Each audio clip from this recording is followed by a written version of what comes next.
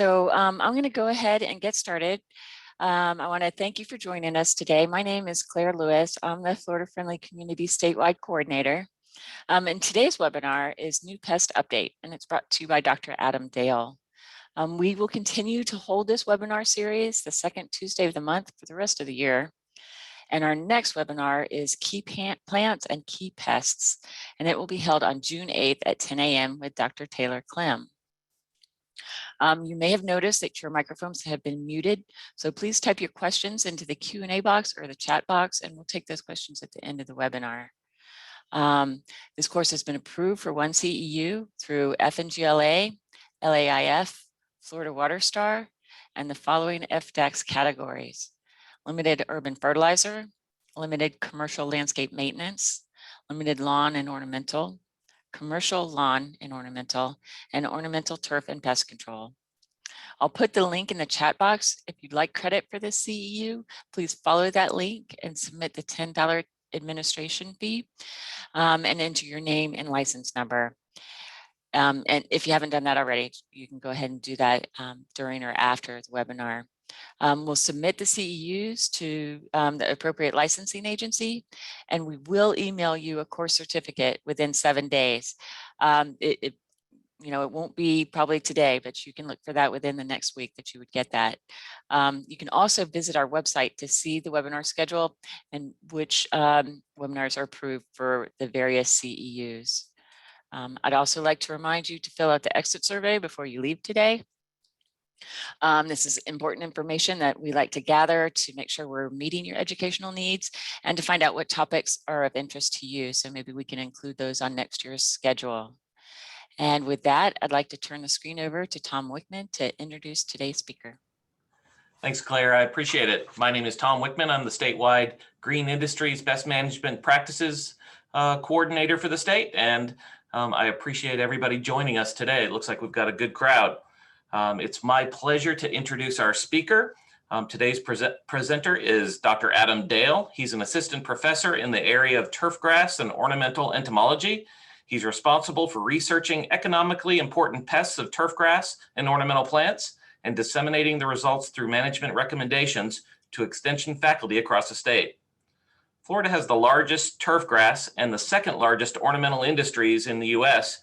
As a major port of entry with tropical and subtropical climate, native and exotic arthropods are constantly creating challenges for these industries. His extension program provides research-based information to turf and ornamental producers and managers on how to more effectively and sustainably manage arthropods in these systems. It's always a treat for us to have our specialists come in and share what's new and what's coming and what to expect, because that way we can maybe get on the leading edge and look out for some of these things that might arrive. Today, Dr. Dale is going to present an update on pests of landscape plants and their management. And without further ado, I'll turn it over to Dr. Adam Dale. Thanks a lot, Tom. Good morning, everyone. I'll go ahead and share my screen. Can you see that all right? Looks good. Yes. All right, great. Thank you. All right, so thank you for the introduction, Tom. Today I'm going to talk about a variety of things. In Florida, we have so many different new and emerging things and always something new. So it's hard to tell you about everything, but I'm going to try to give just a brief introduction and overview and some tips for a handful of pests that have been causing issues in Florida landscapes. And I'm going to try to touch on, it looks like we have quite a few people from all over the state, so that's great. I'm going to touch on a few different pests that some are more relevant to South Florida, some are more relevant to the far western panhandle, and some are relevant throughout the state. So hopefully we'll have something for everyone. So why is Florida in particular somewhere that we need to really pay attention to new and emerging pests in the landscape? So here are a few little factoids. So in Florida, we have over 220 ports of entry. So land, air, and sea, we are a major point of entry for people and goods from all over the world. Over 85% of plants that are imported into the United States go through the port of Miami, and only about 2% of that plant material gets inspected. So we've got tons of inspectors and tons of professionals who are dedicated to trying to detect new pests coming into the country and into the state. But they simply can't keep up with all of it. So only about 2% gets inspected, and in result, it's estimated that in Florida, we have about 7 new species of exotic pests that get introduced and become established. So we've got our hands full. And one reason that these organisms get established in Florida is because we have a climate that supports, as everyone's very, very well familiar with, we have a climate that supports a wide array of plants and wildlife. And so we can just support a lot of different things that can thrive. I think this figure here, or this map of the United States, is really interesting and really illustrates how unique Florida is. These colors on this map indicate or are representative of insect pest assemblages. So what types of insect pests each state has. And states that are the same color have similar pest assemblages. And you'll notice that Florida is one of a kind in terms of its color compared to the other states. And another state that is one of a kind would be California. And it has a lot of the similar challenges that Florida has. But this shows that Florida is really unique in its ability to support exotic organisms and its susceptibility to introductions. So what is an invasive species? This is a kind of surprisingly highly discussed topic, but an invasive species is a species that's not native to an area where it's introduced, and it causes or is very likely to cause economic, health-related, or environmental harm. So not all exotic species are invasive, and in fact, many are beneficial. So we have lots of exotic species in our landscapes in particular, and they're not all invasive. I encourage anyone to take a walk around your neighborhood or around your workplace and look up the plant species that are in the landscape and where they originated, and you may be surprised how many of those plants are not actually native to Florida or to the United States, to North America. But many of them are not taken over the landscape and considered invasive pests. So here's just a snapshot of a few invasive insect pests that are in Florida and are particularly relevant to the turf and ornamental world. This is just a few of them, and I'm going to talk about a handful of these today. One reason why it's really important to be familiar with exotic species and invasive species is because if you're going to manage these pests, you've got to be able to identify them, because if you haven't identified something properly, you're not going to be able to manage it effectively. So the first step of integrated pest management is proper identification and being familiar with the tools available, the diagnostic tools available to you, and just the simple characteristics of these different organisms can go a long way. And one thing I really want to make sure everyone is aware of is all the different resources that IFAS has made available to you, whether it's web-based fact sheets and management guides, or diagnostic labs, or books that you can buy at the Extension bookstore. There's all sorts of resources that are here for you all to diagnose pests and manage your plant systems more effectively.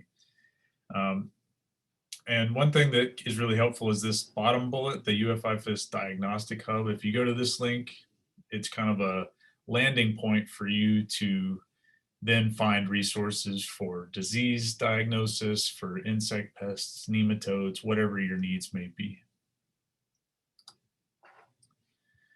All right, so these images here are going to give you a little snapshot of the pests that we're going to talk about today. So either the damage they cause, the symptoms associated with them or the organisms themselves.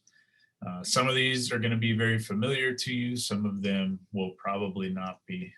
And my hope is that at the end, they will all be familiar to you and you'll be able to find them and detect them in the landscape more effectively and manage them. And again, there are a lot more than this that are in the state that we're either dealing with or have on our radar. So these are just some that I think I see as kind of top priorities and ones that I get calls and emails about most frequently. All right, so we're gonna go through some of these pests and just their what they are, how to identify them, where they're a problem, and some bullets on how to manage them most effectively. And as I've said already, with the constant movement of people and plants throughout the state that are from other parts of the world, other parts of the country, we've got to keep these things on our radar. So it's good to be aware of what's coming in and what's potentially moving around. So the first of these that I'm going to mention is the Hibiscus bud weevil. I'll let you try to pronounce the scientific name on your own. So while you're sitting there watching this, you can try to pronounce that out loud. So this is a beetle. So weevils are beetles. And it is a really important pest of hibiscus.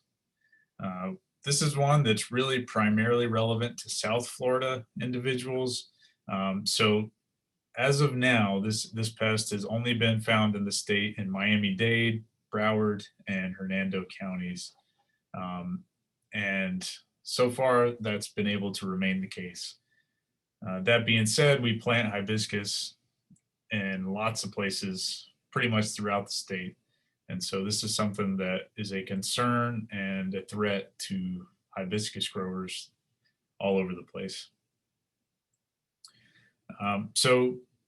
And one other thing to point out is this is a new state record of for Florida. Prior to 2018, it had not been found in the state. So the hibiscus bud weevil is a beetle, like I said. However, it's a pretty goofy looking beetle because it is a weevil and it has this really elongated snout. So don't be fooled into thinking that's some kind of piercing, sucking mouth part. It's actually just a really long mouth part, or really long face that has chewing mouth parts at the end of it. So it chews on plant material like other beetles, but it has this really elongated snout. It is a really tiny beetle. So this image here on the right is a flower bud from a hibiscus. And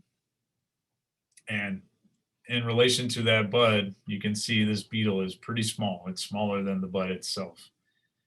So why is this a problem? So the main reason this is a problem is that these beetles lay their eggs in these buds, and those eggs hatch into larvae that then feed on the buds before they flower. So why do people plant hibiscus? They plant hibiscus because they produce beautiful flowers, and that is the main reason. You're not going to plant a hibiscus because you think the leaves are pretty in most cases, especially the most common ornamental hibiscus plant species, the Rosa Sinensis. There are some native hibiscus species that have really pretty leaves, but primarily hibiscus are for the flowers. This is an image of a hibiscus bud weevil larva feeding on the developing anthers in that flower bud. So this is a cross section of an unopened flower bud, and you'll find in these infested plants the larvae of these beetles chewing away on the contents of that flower bud. And they'll continue to do that until the flower bud dies and falls off and never opens into a flower. So if you're a hibiscus grower in particular, this pest is a real problem because it means your crops are not producing flowers and therefore people aren't going to want to buy them. It's also a major problem because this is a really heavily regulated pest. So if you have this pest in your hibiscus, you can't sell those and distribute them all over the place. So this insect is new as of 2018 and has been really causing a lot of struggles in the hibiscus industry. It's very much primarily a nursery pest at the moment. As far as I'm aware, they haven't found it in the landscape in nurseries, but it's something to keep an eye out for and really look for in the landscape. I haven't worked directly with this because I'm up in Gainesville and this is a regulatory pest, so it can only be worked with unless we have a quarantine facility here in Gainesville. It can only be worked with where it is established in the state. So we actually have a new colleague, Dr. Alexandra Ravinthi, who recently became a new ornamental entomologist at the Tropical Research and Education Center down in Homestead. And she's been doing a lot of research, learning a lot about this pest and developing some management strategies to prevent its spread and to control it where it is established. So keep an eye out for updates from Alexandra because she's doing a lot of research on this, and be sure to reach out to her and welcome her to UF IFAS and the ornamental industry. All right, so a second pest that is really starting to pop up on the radar of folks in Florida is the crepe myrtle bark scale. So this is a scale insect, so a sap feeding pest that feeds, if you had to guess, which plant would it feed on? It feeds on crepe myrtles and almost exclusively on crepe myrtles. So crepe myrtle bark scale is a soft scale, so it's in the felt scale group of scale insects, and specifically the family is called Eriophiad. So these scale insects look a lot like mealy bugs, where they have a lot of this white wax production, but they're sap feeders, so they're tapped into the vascular tissue of the plant and sucking away on the nutrients from within that plant. So this insect is native to China and was first found in Texas several years ago. So it's been in the United States for quite a while now, but it has gradually worked its way east from Texas and is now established in these counties that are colored here on the map.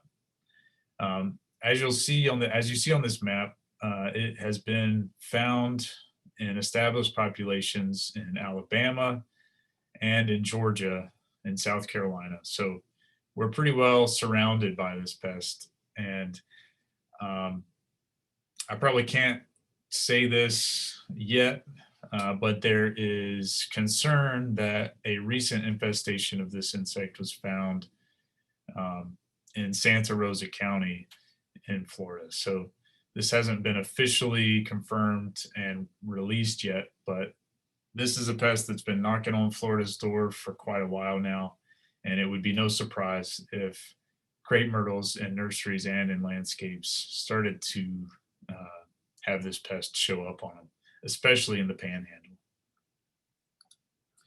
So I mentioned that crepe myrtle bark scale is a soft scale insect.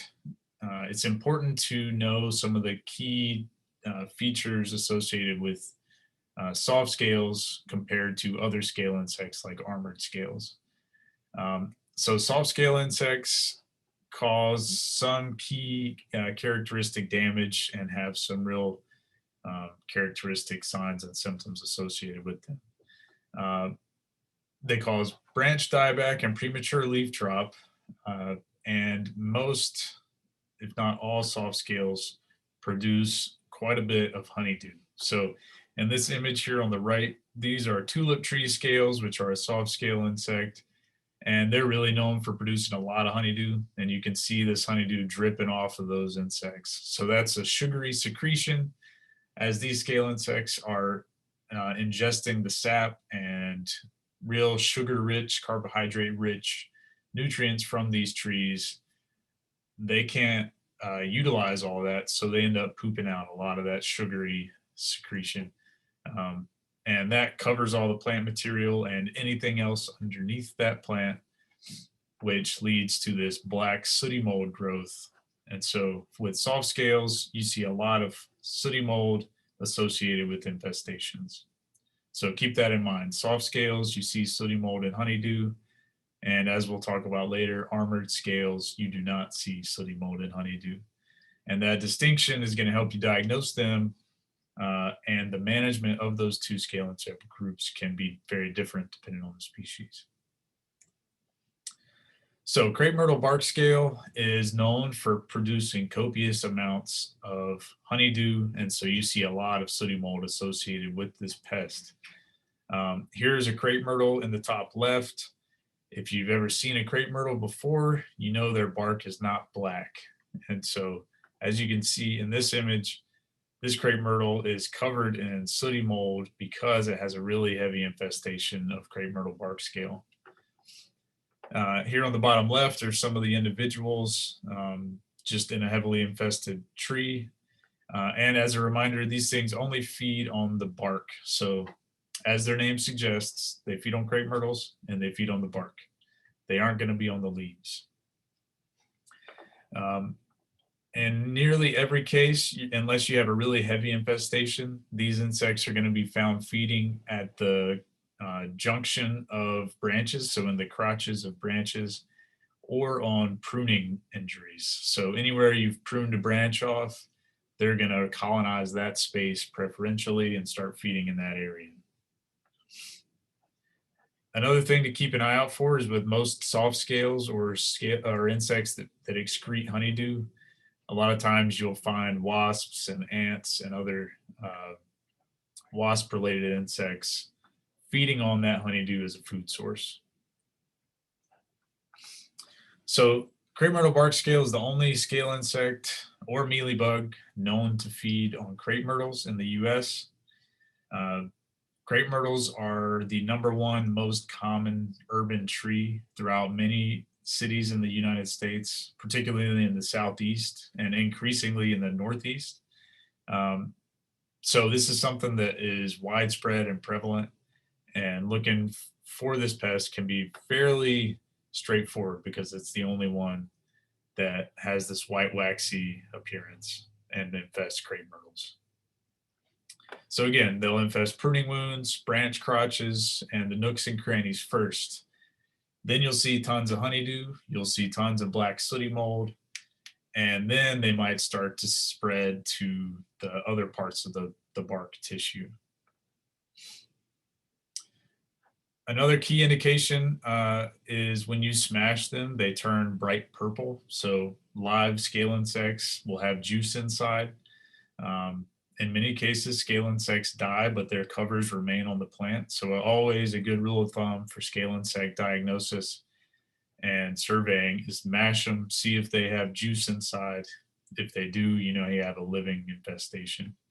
And crepe myrtle bark scale are dark purple when they get smashed. So another important host plant to be aware of is American beautyberry. And so this is a fairly common native plant that we have, that we use as an ornamental, but also is in the landscape that naturally occurs. And this has been shown to be a host of this insect. So it's important to also survey those plants in the landscape for crepe myrtle bark scale infestation. All right, so why does this matter? Why is this pest a problem? It's primarily aesthetic, and that's associated with their honeydew excretion and sooty mold growth. However, it's also a major economic concern because crepe myrtles are such a major component of our landscapes and of the nursery industry. This pest, being an invasive species, presents a real regulatory concern and an industry concern. It's also proven to be fairly difficult to manage. A lot of approaches that would work for other scale insects have been a little more variable with this one. So in this image, you've got a lot of pretty heavily pruned back crepe myrtles that have this new growth coming up, but all of these trunks are black. And if you were to zoom in on these crepe myrtles, those pruning cuts are going to be really heavily concentrated infestations, really high density infestations of crepe myrtle bark scale. So as I said, it's in Alabama and Georgia, and it may be in Florida now. Keep an eye out for a pest alert on that one. If you find it, let your local county extension agent know, because this is something that we need to keep an eye on and keep track of. If we find it, we've got to control it, and so it doesn't spread throughout the state like wildfire. So closely inspect any crepe myrtles before you move them around the state or move them around in the landscape. When you buy a crepe myrtle at a nursery, look for this insect. If you are a nursery grower, keep an eye out for this on any crepe myrtles that you're growing or bringing in to your production. This is not just any other scale insect, it's a regulatory pest, so you can't manage it like any other scale. You've got to let somebody know, and then it's got to be pretty aggressively dealt with. In terms of management, as I said, it's proven to be fairly challenging to control. Some folks have tried to just high pressure, wash them off the trunks with high pressure water sprays, or pruning out infestations. That has largely proven to be ineffective. There's some studies in Texas that have shown that lady beetles can provide up to 75% control of this pest if they're allowed to persist and do their thing. We'll talk about how to do that later.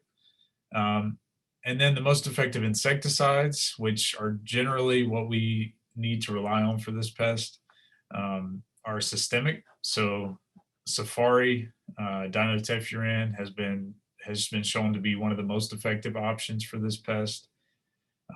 But translaminar products, insect growth regulators, have also shown to be really effective. So products like Talus and Distance, active ingredients are buprofezin and pyriproxyfen. Those applied twice at a 14-day interval have also shown really good control. So things do work, there is hope, but we've got to catch it early, and you don't want to catch it after the tree is entirely covered. All right, so the next pest I want to talk on is the Phantasma Scale. So this is another fairly recent introduction into Florida.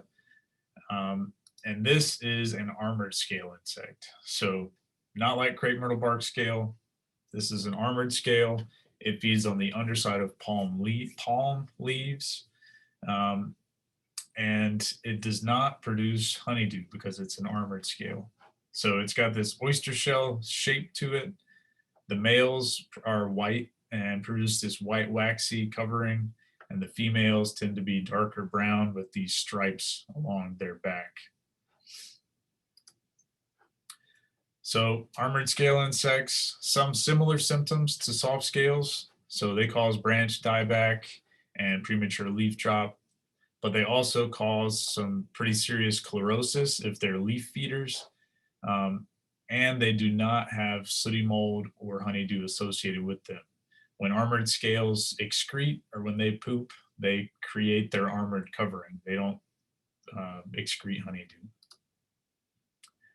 So Phantasma Scale, Fiorinia phantasma, it primarily infests palms. And so here's a Canary Island date palm that has infestations at the tips of these fronds. If you zoom in and take a closer look, you find all this white, waxy, dense scale insect infestation on those leaves. Here's another close-up of that infestation. As you can see here, those are really dense infestations. And once they start to feed for a while, you'll start to see this yellow chlorotic damage, and the entire leaves will become chlorotic and yellow and eventually drop. So this can be an issue in the landscape and in nurseries. So Phantasma Scale is primarily a pest of palms. In Hawaii, it's a pest of areca palms. In Florida, it has been fairly restricted to Canary Island date palms. However, it's been documented on at least 24 other plant families and 49 genera around the globe. So this is a global pest that can feed on a bunch of different plants. So although we've only found it on Canary Island date palms in Florida, this is something to keep an eye out for and really be aware of. Again, causes chlorosis on the leaves, premature leaf drop, and eventual death. As you know, with palms, since they are such slow growers, yellow leaves and prematurely dropping leaves can be a real problem for palms. Are you going to see sooty mold associated with these? No, you're not, because they're armored scales and not soft scales. Right now, these are restricted to South Florida, similar to the Hibiscus bud weevil as a South Florida pest. It's only in Miami-Dade and Palm Beach counties, as far as I'm aware. If you find it, report it. This is another regulatory pest that we need to really keep track of. And it has been showing up in nurseries and in landscapes. So this is something that is an issue in both aspects of the ornamental world. And again, with any of these pests, closely inspecting the plants before you move them around is really important. So active monitoring is essential. Scale insects, especially armored scales, are most susceptible to any kind of insecticide application if they are in their first instar nymph stage, so the stage that we call crawlers. If you look really closely at this image here, these really tiny orangish scale insects, they don't have a waxy cover, so any kind of insecticide application that contacts them, they're going to be susceptible to. Current evidence suggests that safari, again, is the most effective option. Application techniques are really important here. So if you think about a huge Canary Island date palm and how you're going to get insecticide to the leaves at the top of that palm that are infested, if you were to make a foliar application with a spray, that spray is going to go all over the place. So if you're in a landscape, you're introducing some real risk with lots of drift. So soil drenches are a safer option and have actually proven to be fairly effective, and in many cases can be just as effective compared to a foliar application. So always consider your surroundings and your setting and what application technique or method is most appropriate. With large trees, soil drenches can be a good approach to avoid any risk. Another scale insect that's a close relative of Phantasma Scale, it's in the same genus, is the T-scale. This scale insect is well established in Florida and well established throughout the eastern United States. So this is one that's been around forever and is just an expected pest of ornamental camellias and hollies in the landscape. It's considered one of the biggest pests, one of the biggest scale pests in Florida nurseries. If you manage camellias, you probably know by now that it's hard to find a camellia that does not have a T-scale infestation on it. So again, armored scale insect, no sooty mold, no honeydew. You find leaves with infestations that have chlorosis on the top side.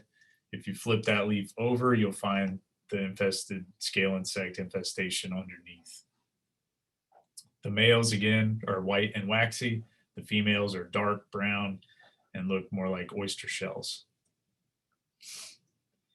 So after an invasive pest or an exotic pest has become established and is here to stay, insecticides are not the only tool or the primary tool that we can rely on for management.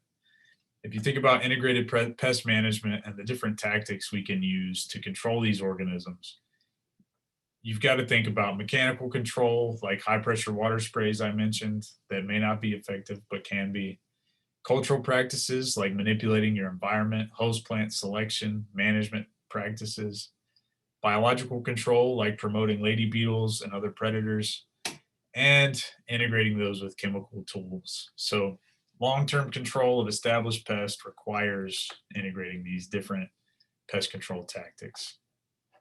And so one thing that has proven to be a really effective way to manage T-scale as a well-established exotic pest in the landscape is through proper plant selection. So we know that camellias always have T-scale. So the most common camellias we'll find in the landscape are Camellia japonica, the larger leafed camellias, and Camellia sinensis, the ones with smaller leaves generally. Another much less common camellia species that we have started to see used in the landscape and as an agricultural plant are Camellia Sinensis. So this is tea. The tea, the green tea, the black tea that you drink comes from Camellia Sinensis, the second most commonly consumed beverage in the world behind water. The other primary host for T-scale are hollies, and we have hollies all over the place in the landscape as well. Ilex cornuta and Ilex opaca are two of the most common, so American and Chinese hollies. Ilex vomitoria is another fairly common ornamental camellia or holly species that's native to Florida and less commonly used than these two species. So one thing that we were curious here was how do these less commonly used camellia and holly species compare in their susceptibility to T-scale to these really commonly used species.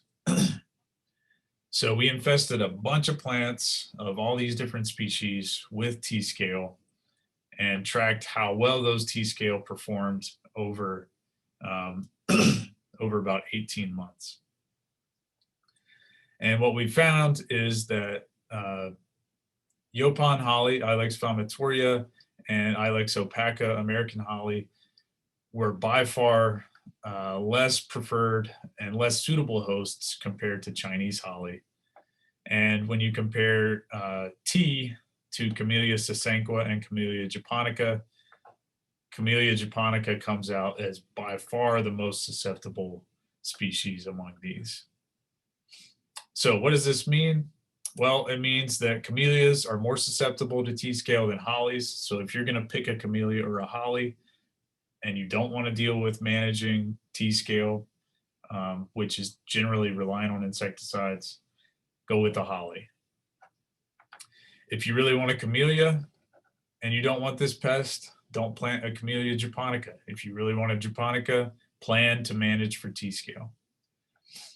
And when it comes to the holly species, Yaupon and American holly, both native holly species, are poor hosts for T-scale, but Chinese holly is a pretty darn good host. And this comes back to origin. If you think about T-scale originated in Asia, Chinese holly originated in Asia. So this coevolutionary history is probably part of the explanation for why camellias and Chinese hollies are such good hosts for T-scale. So think about plant selection and how you may be able to manipulate plant selection to reduce the impact of these exotic insect pests in the landscape. Or if you know you've got these pests that are really susceptible, be aware of that susceptibility and engage your monitoring efforts and your management intensity as it is appropriate for the relative susceptibility of each of those.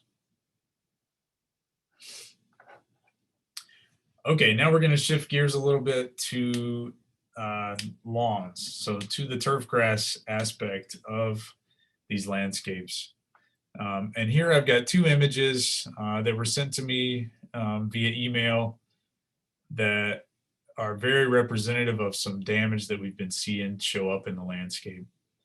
So here's a Bermuda grass field that has a lot of dieback and thinning. Here's a zoysia grass lawn that has some similar dieback and recently received an application here up in the top right. But so you see this kind of dieback, chlorosis, plant death that progresses pretty quickly in a lawn setting. What comes to mind? Well, maybe not much if it's in a zoysia grass lawn or a Bermuda grass athletic field. This might throw you for a loop, especially if you start to see chinch bugs crawling around in that area and associate those with the damage.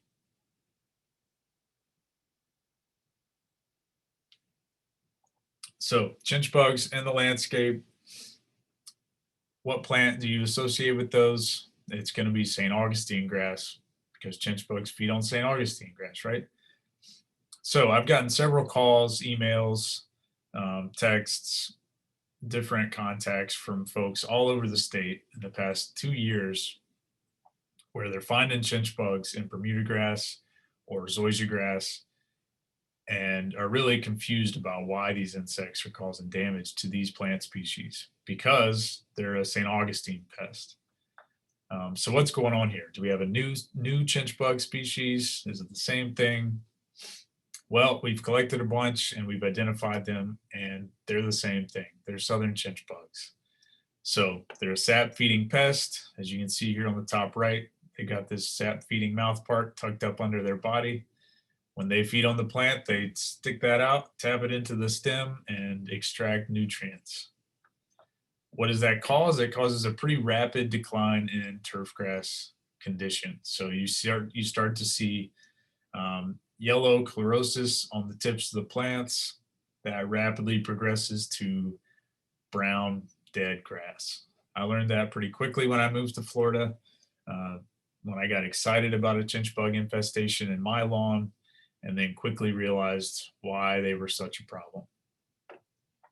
So chinch bugs, sap feeding pest, just like scale insects, but they're in the turf and they're a lot more mobile than scale insects. So if you find an infestation, you're going to find the nymphs, these orange nymphs, mixed in with the black and white adults, and they're all feeding on the host plant, causing the same type of damage. It's typically going to show up in the hot, dry, sunny areas. So when you have hot, drought-like conditions, these insects thrive. So we're finding these in zoysia grass and Bermuda grass. Why that, and is that a surprise? Well, really, it's not that big of a surprise because we know and have known for quite some time that southern chinch bugs feed on Bermuda grass and they feed on zoysia grass. They also feed on a bunch of other plants, but they prefer to feed on St. Augustine grass. So here's a table of the relative susceptibility of various turfgrass species to the southern chinch bug. And I wrote an article about this in the September issue of Pest Pro magazine last year. So if you are curious to read more about this, I encourage you to check that out. But what this shows is St. Augustine grass is by far the preferred host. However, zoysia grass is number 2 on this list. It's also a pretty good host and is going to support chinch bug feeding and development. Bermuda grass is a less favorable host. It's kind of far down the list, as is Bahia grass. And if you've got a centipede grass lawn, you're very unlikely to find a chinch bug infestation in that lawn. They're not causing damage to your centipede grass. So centipede is not a host, but these other ones are. So don't be surprised and keep an eye out for it. St. Augustine is the one we most commonly associated with it because St. Augustine is 70% of our lawns in the state. It's everywhere, so they have a very abundant food source that they prefer to feed on. So here's just a quick illustration of this damage. So again, St. Augustine is most vulnerable, but it's not the only host. So don't be caught off guard if you're dealing with zoysia grass or Bermuda grass and you find chinch bugs feeding in there causing some damage. These things are a problem because they develop quickly and they produce a lot of offspring. And be mindful of the management of the turf. As with most insect pests and lawns, turfgrass management is key to effective pest management. The next pest I'm going to briefly touch on is one that we see throughout the state now in zoysia grass lawns. So it's going to cause this very characteristic browning and kind of graying dieback throughout the planting. If you zoom in on that damaged areas, you'll find these white waxy insects, and these are mealybugs like you would find on an ornamental plant. However, they are only going to be, or primarily going to be found in zoysia grass. So this is the Tuttle mealybug. Been in Florida for quite a while, but didn't really start to cause a lot of damage until the early 2000s. And I would say over the past 4 years, this has become one of the most problematic insect pests in Florida turfgrass lawns. And prior to 2016, it was not documented north of Orlando in Orange County. But now I have personally seen it in counties from Orlando to Ocala, Gainesville, Jacksonville, and as far as the Pensacola area. So it's all over the state. These are sap feeding insects again, so they're tapped into the vascular tissue of the plant. They're going to excrete honeydew because they are mealybugs, but they also produce a lot of white waxy residue. So the key indicator here is looking for this white waxy buildup at the base of the turfgrass leaf and seeing if you find these little pink soft-bodied insects in there. One really important thing is if you don't find those pink insects in the leaf, but you see some waxy residue, don't treat that as though you have a live pest infestation. Find the pink insects because you want to make sure you have an active infestation. In many cases, you can make an insecticide application, control these mealybugs, but the white wax stays there for a while. It takes a while to break down and wear off and for the leaf to lose that. So don't assume white wax means active pest infestation. Look for the pink pest. One thing that we have found to be really critical for Tuttle mealybug management is thatch management. Thatch is the dead and decaying material between the turf canopy and the soil surface. If you don't manage thatch in a zoysia grass lawn, you're going to have issues with pests and diseases. So it's critical to manage that. What we have seen is that if you manage the thatch, you have less frequent and less severe Tuttle mealybug infestations, and any kind of control measures that you implement to deal with an infestation are much more consistent and effective. So managing the thatch is essential, and patience is essential. You have a damaged lawn with a heavy infestation. If you control that pest population, it's going to still take a couple months for that lawn to recover and be a dense green lawn again. So you've got to really instill that expectation in your clients and in your team so you know that it's going to be a long-term battle and it's not an immediate solution.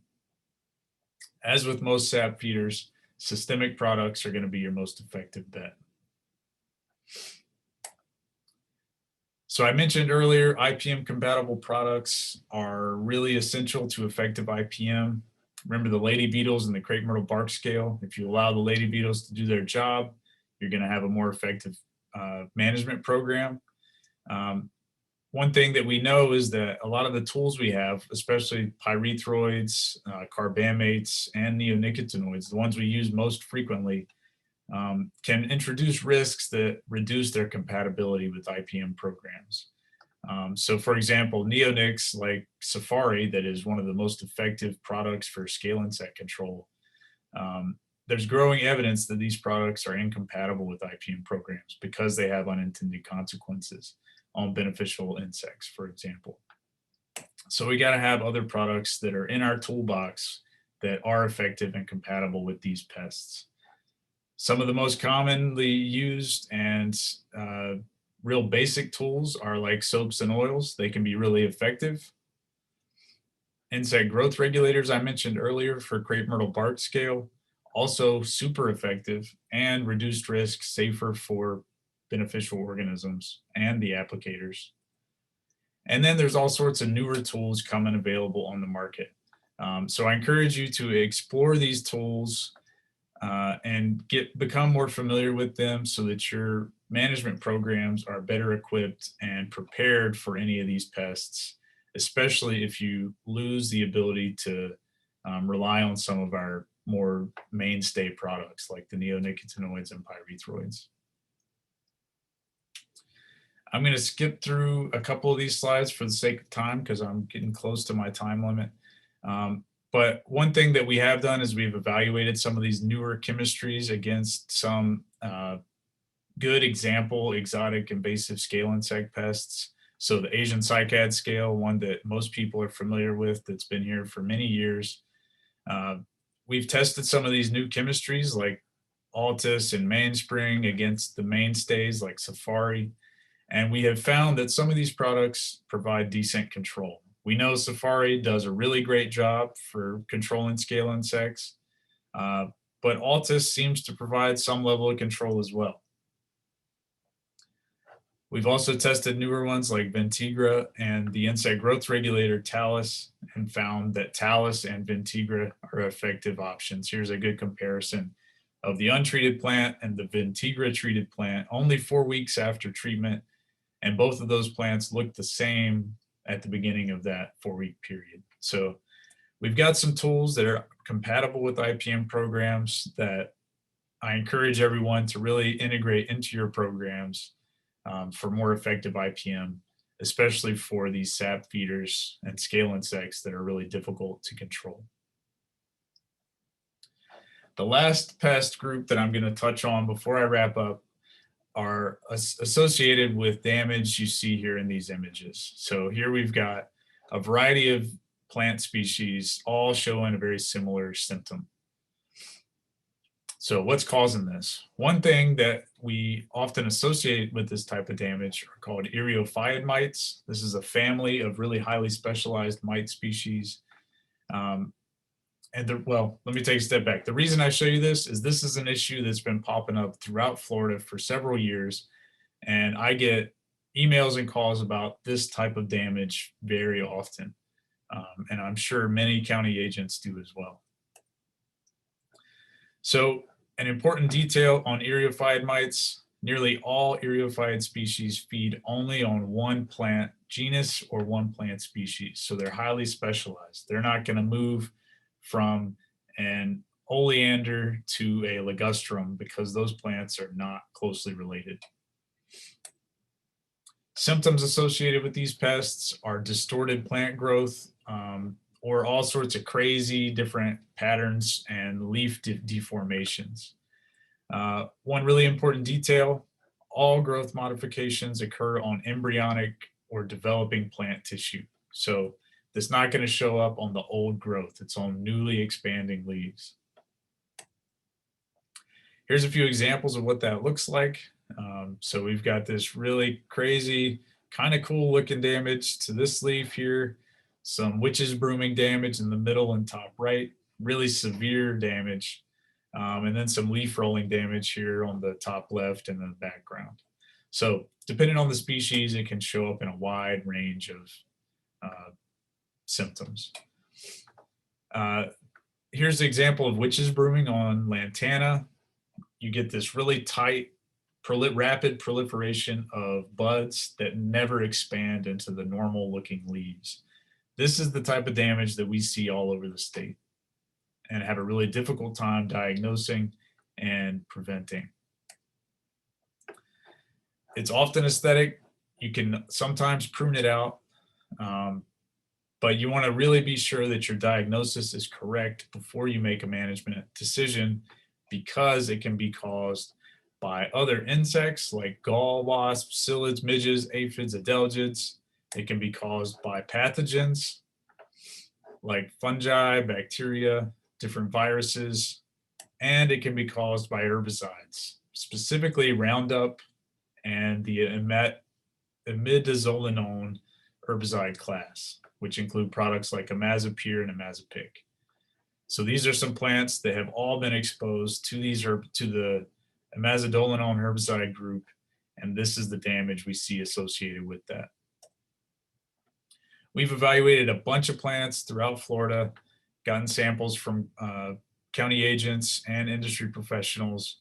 About 40% of those plants, had some level of mite infestation, and 4 out of the 5 we submitted were positive for herbicide concentrations. So we're seeing a little bit of both. We infested a bunch of healthy asymptomatic ligustrum plants because they're the most common one that we see. We infested those with mites collected from damaged plant material and have been unable to induce any kind of symptoms. So it suggests that there's something else going on in these landscapes other than these mites that are causing these symptoms. So what caused these damages here in these images? These top photos are from herbicide, confirmed from lab analyses. Imazapyr in both cases. Here on the bottom left, we have a mite, and here on the bottom right, we don't know. There is an EDIS publication on this situation, so I encourage you, if you're seeing this in the landscape, check out this EDIS publication and follow the guidelines in there to help figure out what's going on, and reach out to your local resources from IFAS for assistance for proper diagnosis. And that's all I've got. Hopefully I didn't roll through those last slides too quickly, but my lab produces a lot of resources that are tailored to turf and ornamental industries to provide you with diagnosis and management recommendations and updates on any kind of pests and new threats in these systems. We also do a lot of research trying to develop new ways to manage pests.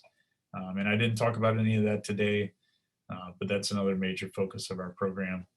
I'm on Twitter here, and my lab's webpage is here, and you can find any resources that we generate on those through those different platforms. So thank you. Adam, thank you so very much. That was, you covered a lot in a short period of time, and I'm starting to freak out a little bit about some of the things coming our way. Hopefully not too much, but I know that is a lot. But we're always dealing with a lot in Florida.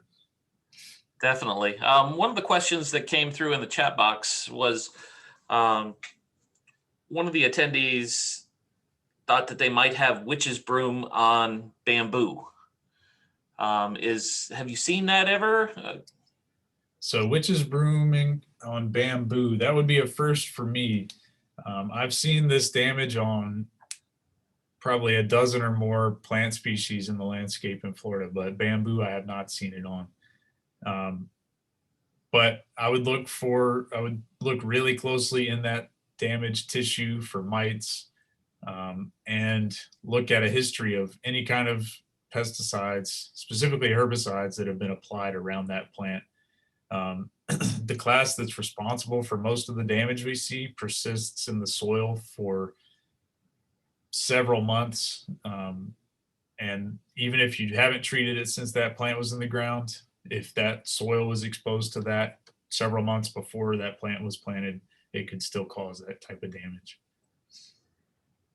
They said there were no chemicals at all in the extension landscape. So, okay, that's often the case. So I would look for mites, and if you don't find anything, then also consider submitting it to the plant diagnostic clinic for any kind of evaluation for pathogens. Yeah, what's the best way to control chinch bugs? The best way to control chinch bugs. And I don't have a particular crop listed.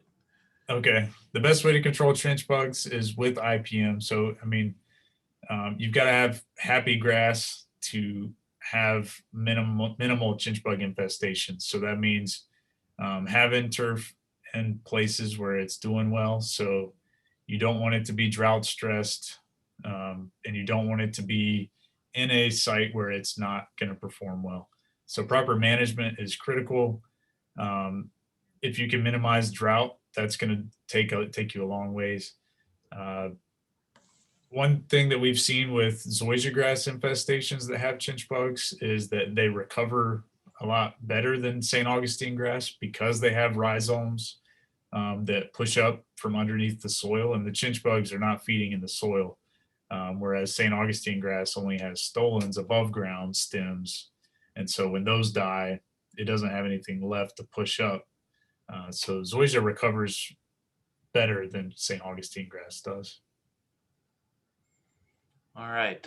In the Earified Mite portion, there was a slide with turfgrass. Is this also a pest in turf? Yes, that's a good question. So we see in Bermuda grass.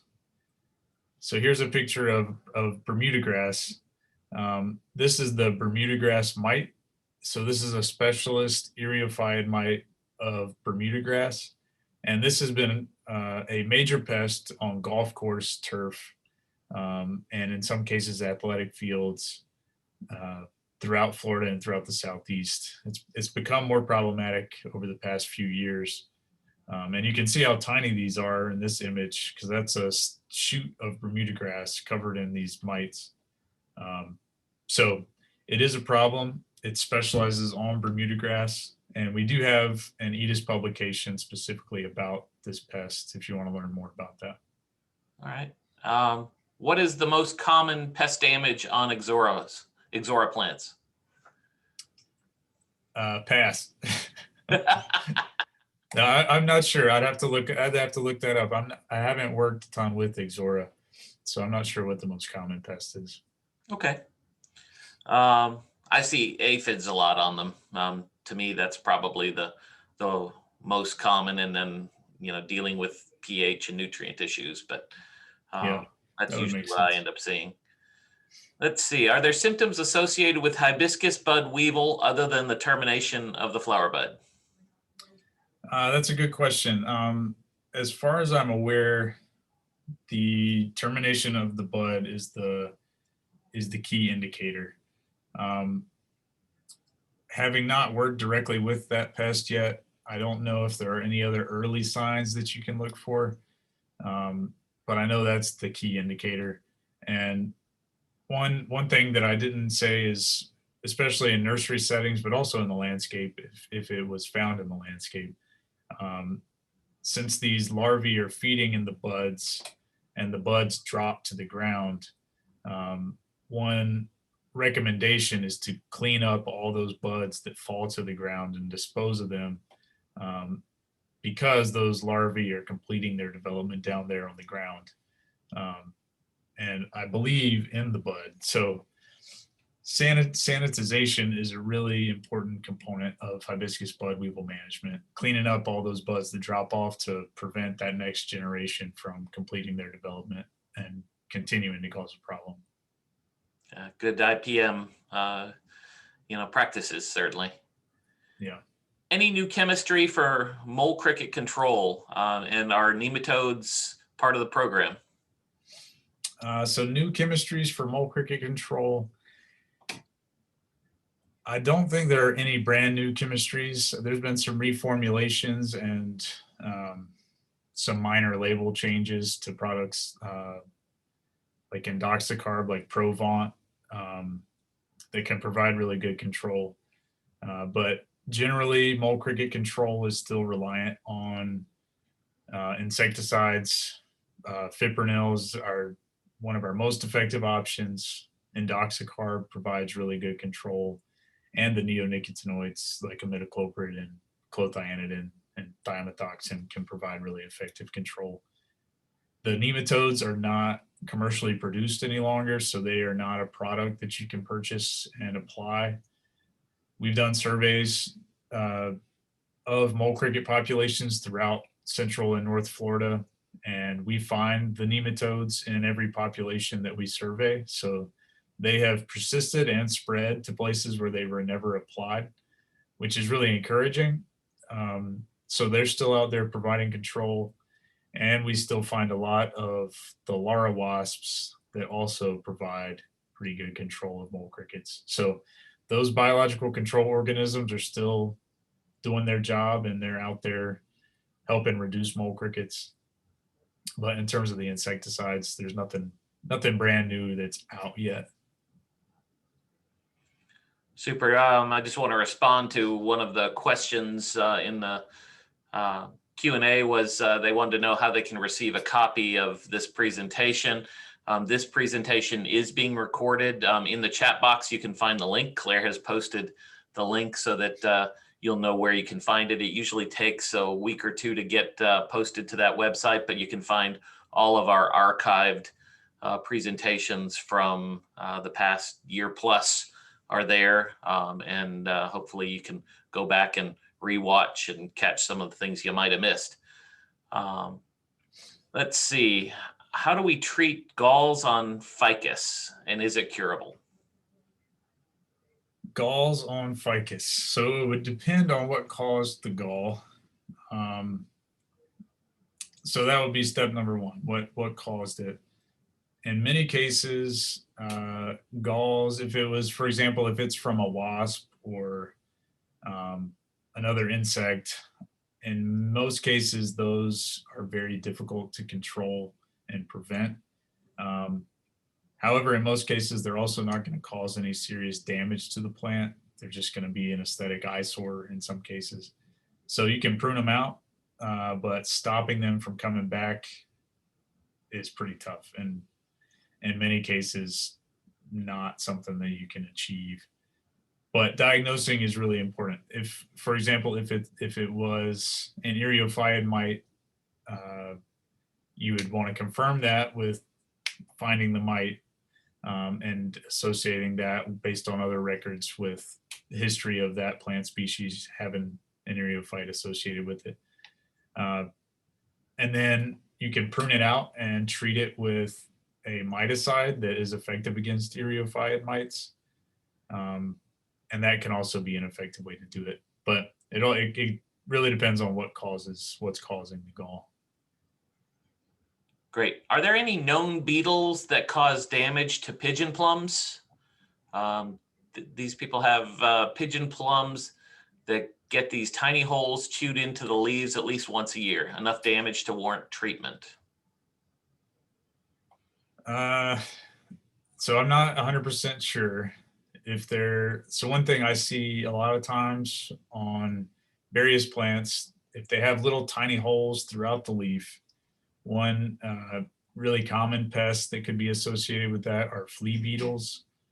I know I see that in my landscape a lot. So tiny little leaf feeding beetles could be causing that damage.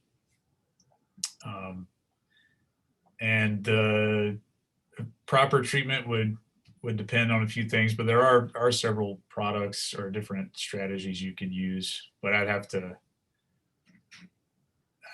think about it more and really come up with a program. Okay. Adam, thank you so very much. And thanks for staying overtime, answering questions. You covered a lot of material in the chat box. There was a lot of great comments. People learned a lot. They really appreciated the thoroughness of your presentation. So thank you so much for sticking with us. And everybody, thank you for joining us for this month's webinar. We hope that you join us next month for our next one when we talk about key plants and key pests. So thank you very much, and everybody have a great day.